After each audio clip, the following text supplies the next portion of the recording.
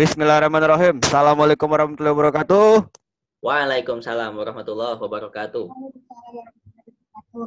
Balik lagi ke podcast kita kelompok 2, kelompok mata kuliah studi kawasan Asia Timur Tiongkok.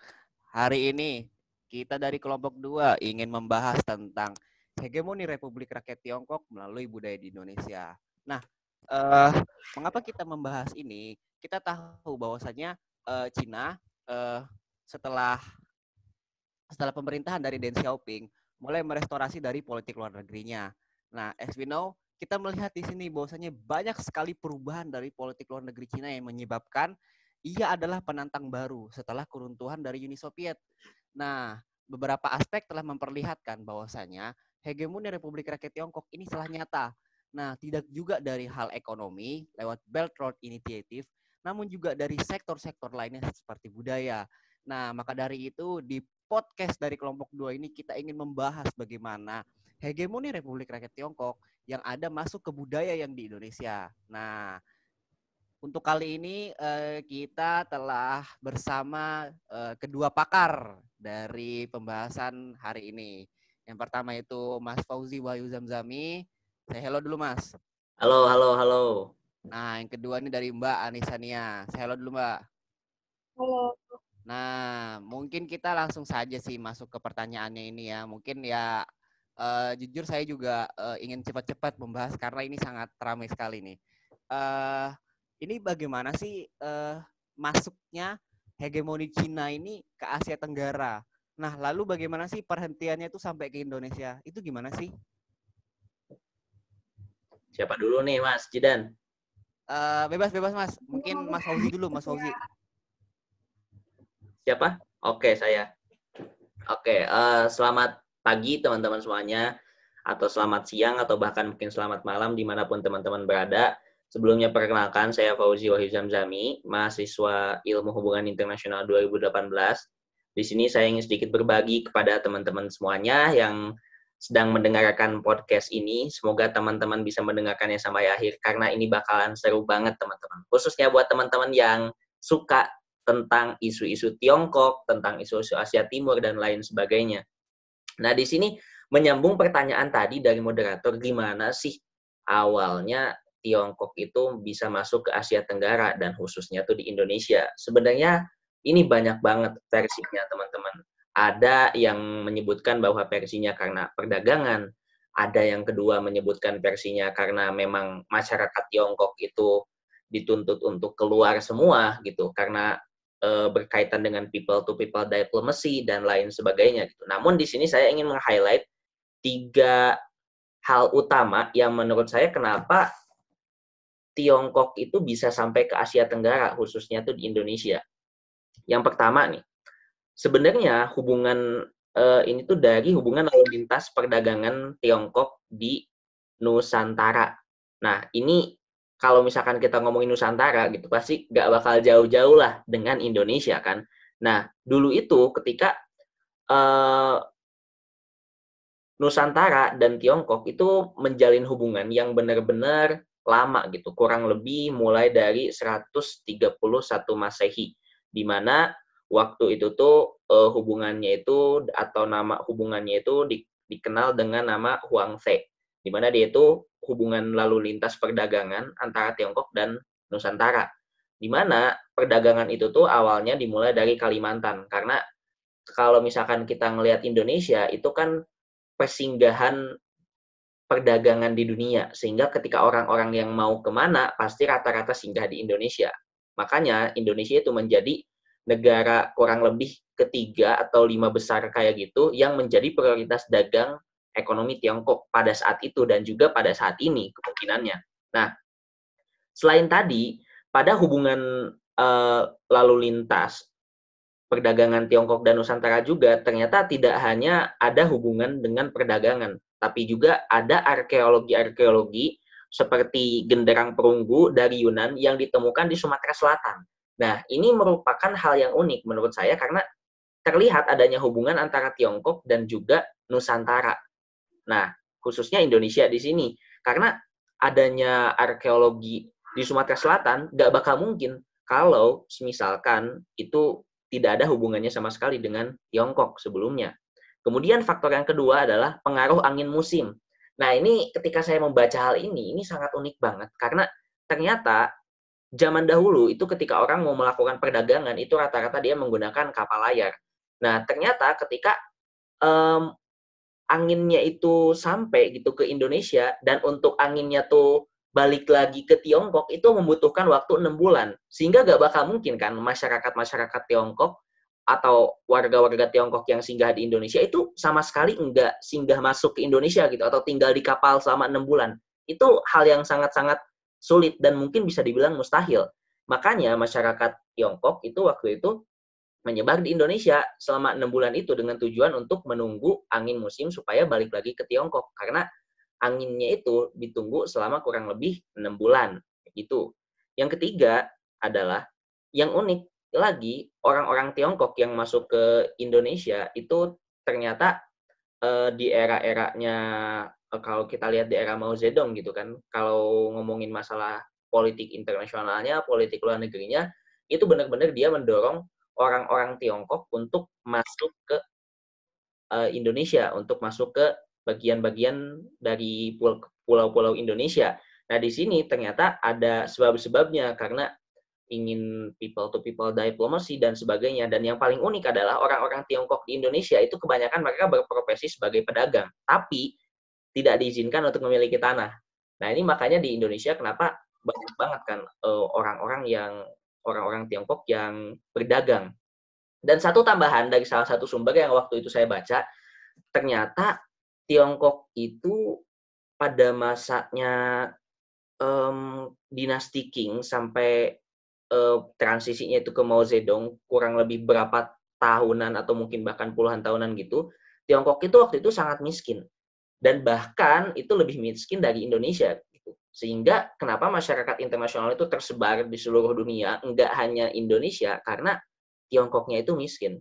Nah, itu salah satu sumber yang saya baca yang menurut saya itu sangat relevan banget. Kenapa orang-orang itu mau singgah ke negara-negara lain, kenapa orang-orang itu pengen pergi ke negara lain, karena didasari kemiskinan Tiongkok itu sendiri. Mungkin seperti itu dulu, Mas Jidan. Oh, baik. Mas Fauzi. Ini dari Mbak Anis, mungkin bisa tambah-tambahin beberapa retorika dari pembahasan kita kali ini.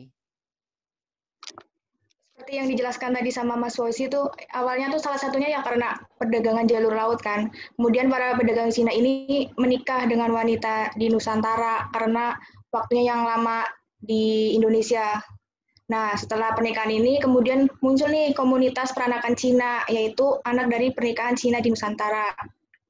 Nah, karena peranakan ini kemudian Cina menggunakan bahasanya tuh bahasa Melayu buat kayak berinteraksi dagang dengan orang-orang Nusantara supaya tuh orang-orang Nusantara tahu apa yang mereka inginkan dan apa yang orang-orang Nusantara inginkan. Nah, karena perdagangan ini, karena bahasa ini, karena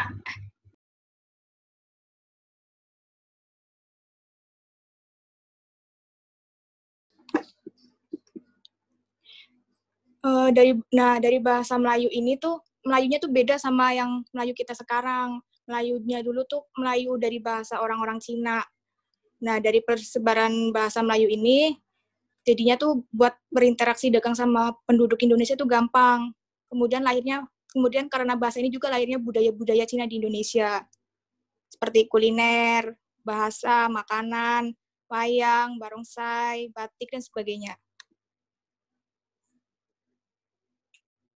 Kayak gitu sih menurutku.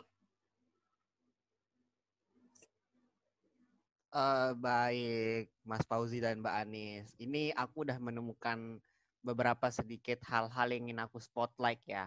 Ternyata emang benar ya, masuknya Cina di Asia Tenggara, khususnya di Indonesia tuh ternyata itu nggak baru-baru aja gitu. Bahkan dari zaman dinasti Three Kingdom dulu, di mana kita bisa ngeliat bahwasannya dulu ada penemuan prasasti yang ada di Sumatera Selatan gitu, dan juga ada perubahan setelah eranya dari Chiang Kai-shek ke Mao Zedong. Nah, dan juga dulu orang-orang Cina itu melakukan penyebaran tersebut dan eksplorasi tersebut lewat perdagangan jalur laut. Nah, di samping itu juga dari Mbak Anis menjelaskan bahwasanya bagaimana mereka tuh bisa mulai tersebar itu karena juga mereka melakukan pernikahan dengan orang-orang yang ada di Nusantara, lalu mereka ngebentuk lagi komunitas masyarakat Tionghoa, dan terakhir agar dapat mereka itu bisa bertahan dan stay di Nusantara, mereka melakukan akulturasi, yaitu menggunakan bahasa Melayu dengan sedikit serapan dari bahasa Cina agar dapat berinteraksi dengan masyarakat Nusantara.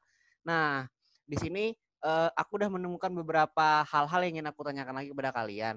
Nah, apa aja sih aspek sebenarnya menjadikan Cina sebagai negara hegemon, khususnya lewat kebudayaan. Nah, karena aku ngelihat tuh bahwasanya banyak sekali di Indonesia nih yang menjadi serapan-serapan dari Cina. Nah, salah satunya saja dari bahasa, makanan, kultur masyarakat, dan ini kebiasaan. Nah, ini apa aja sih dari 4 aspek ini? Mungkin Mbak Anis, Mas Fauzi bisa jelasin? Oke, sepertinya saya lempar dulu ke Mbak Anis untuk yang pertama. Oke, kalau dari yang masalah kuliner nih, kayaknya semua makanan di Indonesia tuh berakar dari unsur kuliner Tiongkok deh. Kayak misalkan mie kan dari Tiongkok, bihun, lumpia, capcay, kue tiaw. Itu semua berasal dari Tiongkok. Terus kayak kecap nih, orang Indonesia kan masaknya suka pakai kecap. Nah, kecap itu ciri khas dari orang Tiongkok sendiri. Terus ada dari ini, barongsai. Pertunjukan barongsai itu di Indonesia tuh setiap tahun pasti dilaksanakan kan, untuk kayak perayaan hari-hari besar di Cina. Karena mereka menganggap rasa syukur terhadap berkah yang telah didapat selama sepanjang tahun dengan cara menunjukkan pertunjukan ini. Dan secara tidak langsung pertunjukan ini juga kayak mengajarkan kepada orang anak-anak yang masih kecil kayak SD tuh pada senang lihat ada pertunjukan-pertunjukan ini. Dan mereka kayak bahkan mereka nggak semuanya tahu kalau pertunjukan ini asalnya dari Cina. Terus bisa dilanjutkan sama Mas Rozi? Oke, iya benar banget sih. Saya sangat-sangat setuju dengan apa yang tadi dibilang.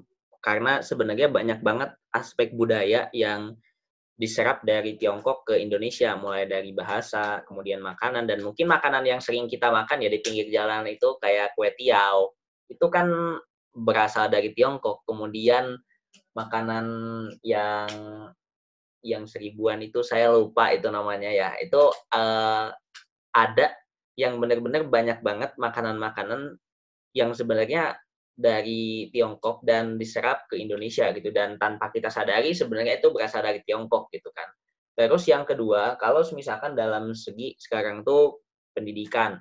Kalau ngomongin pendidikan sekarang itu udah banyak banget sekolah-sekolah yang dia itu menghilangkan bahasa Inggris dan mengangkat bahasa Mandarin gitu. Nah, di sini kan terlihat bahwa sebenarnya hegemoni Tiongkok di Indonesia itu semakin meningkat gitu dengan turunnya bahasa Inggris tadi dan naik bahasa Mandarin. Kayak misalkan contohnya di sekolah dasar dulu saya gitu. Dulu ketika saya SD itu masih ada bahasa Inggris, tapi sekarang gitu udah gak ada dan diganti dengan bahasa Mandarin. Gitu. Dan ini kan menjadi salah satu bukti bahwa hegemoni Tiongkok itu semakin gede di Indonesia. Kayak gitu mungkin, Mas Jidan.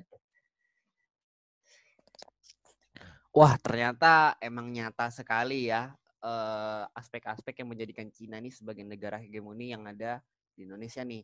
Karena kita juga ngelihat dari Mbak Ani sama Mas Fauzi juga menjelaskan bahwasannya ada beberapa hari besar gitu, seperti hari Imlek gitu, dan juga ada pertunjukan-pertunjukan seperti barongsai, dan juga ada bahasa Indonesia yang menjadi bahasa serapan berasal dari bahasa Cina.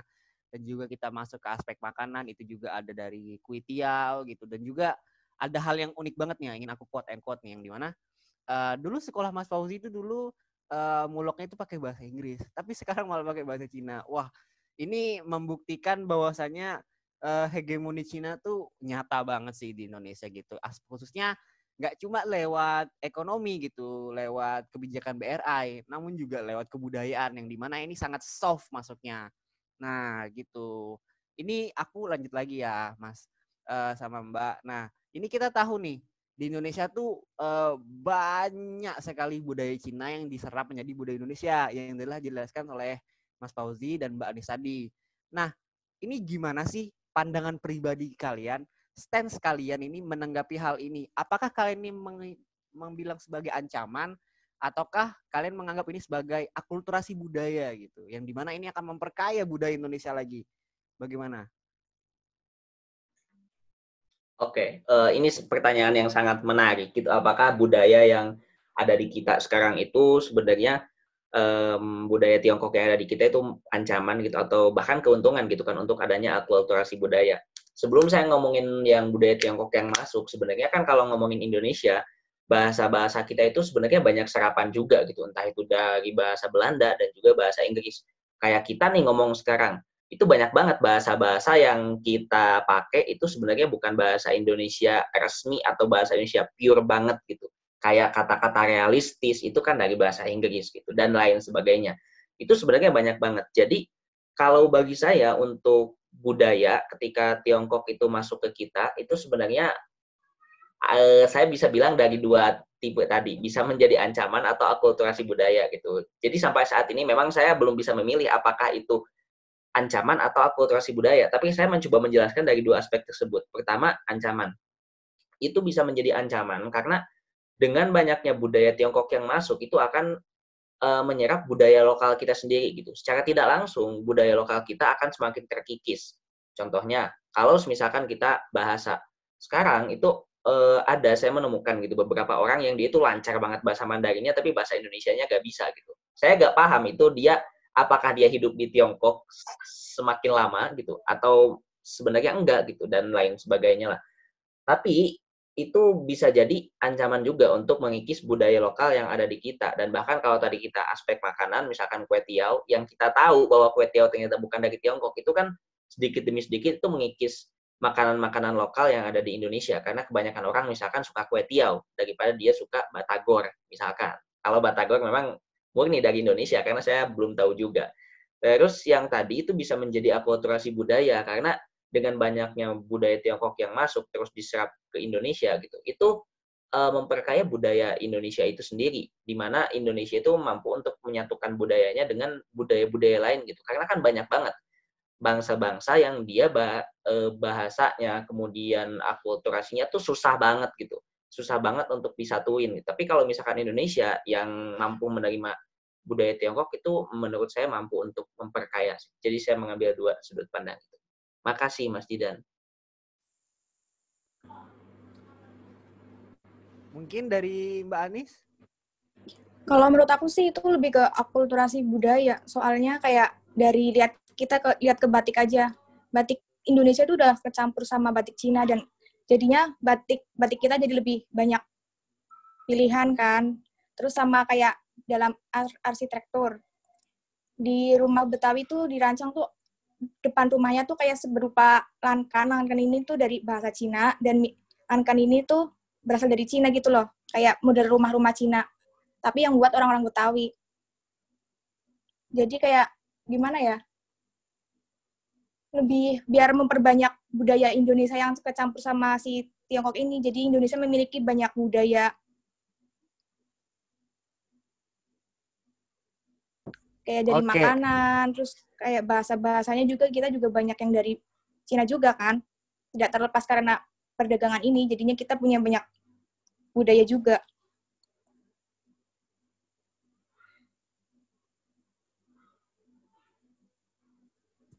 Oke, menarik sekali dari pembahasan dari Mas Fauzi dan Mbak Anis. Ada hal yang unik banget nih. Ternyata Mas Fauzi ini kalau dalam political spectrum sangat moderat sekali ya status quo-nya. Tidak ingin dibilang progresif, tidak ingin juga dibilang konservatif. Ini membuktikan bahwa saja Mas Fauzi tadi mengatakan bahwa ini juga bukan akulturasi budaya, tapi ini juga bukan ancaman. Tapi Mas Fauzi menjelaskan dari dua sudut pandang tersebut. Menarik sekali ya. Dan Mbak Anis juga menyampaikan bahwasannya kedatangan Cina di Indonesia lewat beberapa aspek itu bukan ancaman, tapi justru menjadi akulturasi budaya. Karena emang Indonesia lahir bersama Tionghoa gitu dan lahir bersama Cina gitu. Bukan karena ada kedatangan di antara kedua negara tersebut. Nah, lanjut lagi nih ke pertanyaan terakhir nih. Ini paling menarik sih, ini parah. Nah, kita tuh ngelihat kan, nah efeknya dari beberapa hegemon Cina lewat budaya itu kan banyak tuh. Salah satunya nih ada Chinatown di mana-mana. Ini kita ngelihat kan. Nah, aku sendiri nih, aku dari Kalimantan Timur. Di Kalimantan Timur di tempatku itu udah banyak sekali Chinatown, udah banyak sekali komunitas. Nah, mungkin di tempat Mas Fauzi dan Mbak Anis juga lumayan banyak. Nah, aku melihat bahwasanya apa efeknya, apa dampaknya yang menjadikan hegemoni Cina ini berarti buruk bagi kebudayaan Indonesia. Nah, mungkin kalian berdua gimana? Silakan Mbak Anis untuk memulai duluan. Kalau buruknya sih ya mungkin tadi yang dijelasin sama Mas Fauzi sih, kayak budaya kita tuh jadi tercampur, terus kayak nggak jelas mana sih budaya asli Indonesia, mana sih yang campuran gitu kan. Kayak wayang aja udah kecampur kan, kayak cerita dari wayang yang Potehi itu, terus kayak batiknya juga udah kecampur. Tapi ya Indonesia tetap masih punya budaya sendiri sih, yang benar-benar Indonesia. Gitu sih menurutku. Oke. Iya.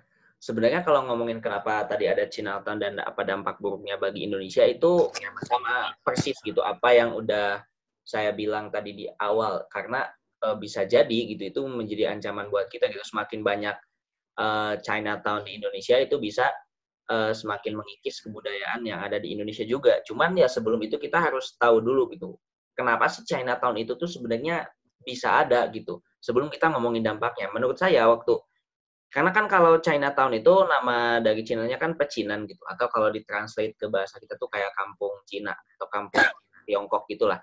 Dan ternyata ketika saya lihat itu ada dua faktor utama. Yang pertama yaitu ada faktor politik. Nah, di faktor politik ini sebenarnya bukan keinginan orang Tiongkok yang mereka itu mendirikan kampung Tiongkok tadi atau Chinatown gitu.